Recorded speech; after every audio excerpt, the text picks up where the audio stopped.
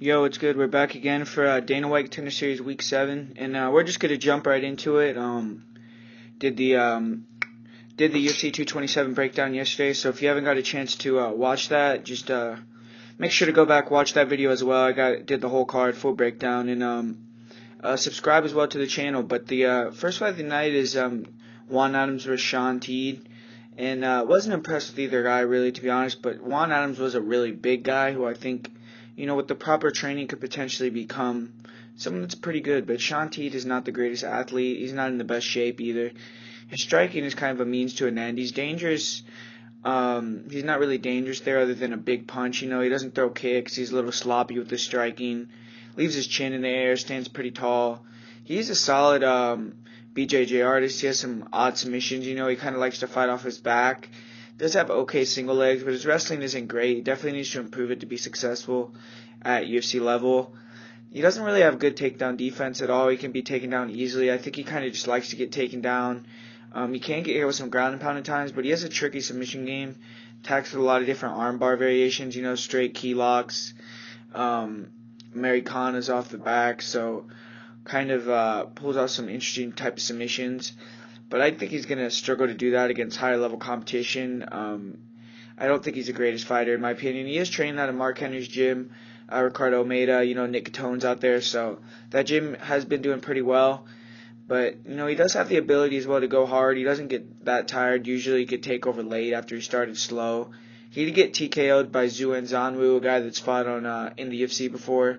And he's beaten overall very average competition. And for Juan Adams, he's a huge guy, man. He and Teed are both 6'5", but Adams is definitely the much more solid, bigger builded guy. And Adams has finished all of his fights via TKO, mostly via ground and pound. He's raw with the striking, but he has a long reach, solid athlete, so his striking is still kind of formidable. He'll eat shots and continue to walk forward, try to land straight punches, hooks, and pretty wild, but he has power on his shots. And then if he gets you to the ground, man, he's really big, pretty quick, and the ability to string together punching combinations and then get the takedown is pretty impressive for him being so raw. But like I said, overall, he isn't a good striker yet. He's still learning how to gauge distance. He can leave himself vulnerable, get out of position sometimes. But he does have, some decent leg kicks as well. So he has some tools there on the feet. And he's steadily improving his striking. And he's a wrestler. He has strong takedowns, pretty good ground and pound. He'll get to that side control or mount. He'll unload with barrage of elbows and finish the fight. He's good top control, extremely strong guy. Good cardio as well, good chin. And he should win this fight easily. He'll get on top of Tweed, who just is too complacent getting on his back. And I just think that you can't get on your back on a guy that's just that incredibly big and an athletic wrestler like that. So I'm going to go with Juan Adams by first round knockout. And up next, you have Jordan Griffin versus Maurice Mitchell. And Jordan Griffin looks like he's pretty good overall. He's had a lot of title fights on the regional scene. There's clean, tight punches. There's decent hand speed. Good straight punching combinations. He's coming off a win in round 1 in LFA just a month ago, so he should be, in good shape, ready to go. He's training out of Rufus Sport, their camp's been on a big roll recently, and he's looked really good since he went to Rufus Sport. He started careers a little rough. I think he started off 1-3, and since then he's 15-2 since going to Rufus Sport. So big difference. He has nasty kicks to the body and to the head. He'll throw, multiple head kicks in a row. Tries to take your head off with them. He overwhelms guys with explosive blitz entries, and he's a finisher for sure. Decent wrestling, he'll land big slams, hard ground and pound. He submitted his last 3 opponents with all different submissions. He got a guillotine, an armbar, and a rear naked, so shown some variability there in his submission game. And good cardio, very experienced at 16-5. And he's fought some good competition, and looks to have kind of turned a corner in his UFC career. He fought Juan Archuleta, who was a very good guy over at Bellator, had a decision loss to him. Has beaten some, some guys like Derek Miner on the regional scene in LFA, who's a pretty decent fighter. And for Maurice Mitchell, he has a decent amount of fights as well. He's 11-1, but he hasn't been as very active in his career. He's been a pro since 2008, so he's essentially been fighting 1 time a year. And he's been fighting in Alaska, which, the regional scene there is not good. So he hasn't faced that very high level of competition. And definitely Griffin has faced much higher level fighters. And Mitchell's a good athlete, but he looks like a small 145er. He's been fighting at 135 mostly in his career. He is training at Team Alpha Male, so it's a battle of pretty good camps. And in Mitchell's most recent fight, wasn't really impressed. He was taken down, gave up position multiple times to a guy who's 4-11, and he appears to have a good ability to take the back, has good control from there. He'll look to open you up with big ground and pound, then lock in the rear naked choke. He keeps his hands low and uses a lot of explosive movement to close the distance. He has a good head kick, nice entry into his double legs. He'll pick you up, take you for a ride. Doesn't have good boxing. His chin is there to be hit. And he's gotten away with bad striking defense, in my opinion, because of athleticism in his career. And on top, he will cement position before going for any ground and pound or submissions. So kind of is a bit of a blanket at times. And Mitchell has never faced anyone even close to the level of competition of Griffin. And I think Griffin's going to be able to drop him in round 1. Because Maurice doesn't really move his head, in my opinion. And I think he'll be able to lock in a submission once the fight goes to the ground. And up next, you have Heinisch fighting against Justin Sumter. And Heinisch is the LFA middleweight champ, and he's a tank, man. He's an athletic dude, solid wrestling, good kickboxing technique. He'll close the distance, nice overhand rights, and if he lands, he'll put you to sleep with that. Big power, nice leg kicks, good head kick, good movement. Does a good job moving his head, using lateral footwork to cut off the cage, push you backwards. He has decent left hook as well. Likes to go for the takedowns once he backs you up against the cage. Great double legs. Does a good job of grapevining the legs. Similar to how Khabib does it, and slide right to the mount for heavy ground and pound. He was submitted in his one loss by Marcus Perez, who's in the UFC right now. But overall, his BJJ looks good, He does a good job of getting to side saddle position, attack with ground and pound and straight arm bars from there. He's been fighting great prospects on the regional scene. He's ready for this jump. Has good cardio. He's a finisher. And, his last 2 wins have been pretty devastating KOs, so he should be coming in here with a lot of confidence. And for Justin Sumter, he's 5-1. He looks pretty athletic as well. Solid striker. He's tall, long southpaw, good hand speed, nice jab, good straight left hand, good head kick as well. He has gotten some head kick KOs that I've seen. He has some decent knees as well, throws them in the clinch. He doesn't move his head when he throws, and he could get caught clean with that overhand right. He is a bit flat-footed, so I think Heinisch will be able to get inside. He has alright takedown defense, but seems a bit green in the grappling, and when Heinisch takes him down, he will finish the fight, in my opinion, if he could cement top position. Heinisch should look to get in his face, from the opening bell, push him to the cage, get on top, get the job done early. Sumter's going to need to be on his bike, using much more lateral movement than I've seen in previous fights, and, keeping that jab in Heinisch's face, looking to land that head kick or the straight left hand, and, just try to time him coming in. But I just see Heinisch as the much better guy here.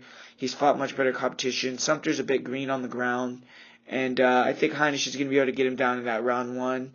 And, really go to work and put him out there. So I'm going to go with Heinisch to get the victory in that fight.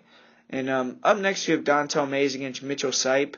And, Dontel Mays is returning to the Contender Series after, what was a pretty embarrassing performance his first time out. He lost to one of the worst and smallest heavyweights to ever be in the UFC, in my opinion, Alan Crowder. He completely gassed out. He was a sitting duck to just get beat on, kind of quit. And he's going to be looking for redemption this time around. He faces an undefeated wrestler in Mitchell Sipe. Both of these guys are not very good. Mitchell Sipe seems like the smaller, faster heavyweight. He'll want to stay on the outside, but doesn't have good takedown defense. Lets guys get inside on him very easily. Doesn't move his head. Gets hit clean with shots. But he's persistent. He stays in your face. Seems like he has some pretty solid cardio. And, just outwills guys because he doesn't really have much skill. He lands the short hooks and punches. And if I were him, I would look to test the cardio and grappling of Mays. Try to take him down. And for Mays, he's a really big guy. Doesn't have that type of big power in his punches, though. He really isn't like a power puncher. But, he showed some improvement in his boxing technique in his last fight. And I think that he's the better athlete with the higher ceiling. Or maybe not even the better athlete, but just the bigger, stronger guy that, I think has the higher ceiling. And, he's been working on his wrestling a lot. Looked like he improved that against Usman in his last fight. And he's a big underdog in this fight. I'm going to continue the trend of going with underdogs. So I'm going to say let's go with Dontel Mays. Let's say he's going to be the third underdog in a week that's, plus 250 plus that cashes. And let's say Dontel Mays via second round TKO. And up next you have Garrett Gross versus Roosevelt Roberts. And, I think this is kind of a match that they're setting up here for Roosevelt Roberts. I've watched some of his fights. He looks, to be a bit of a buzzsaw, man. He really comes out very aggressive. He has good submissions, good power in his hands. And young guy and, really likes to get the job done early, and he's one of these guys that I think is perfect for this type of Dana White Contender Series format because he goes out there and gets the job done. And he's fought in some decent organizations. He's fought in Bellator, got a win over there in Bellator. Fought in King of the Cage, got a win in King of the Cage. And, he hasn't fought the greatest competition, but he's fought in some big-time organizations, and he hasn't fought bad competition either. Like, the last guy he fought was 6-4.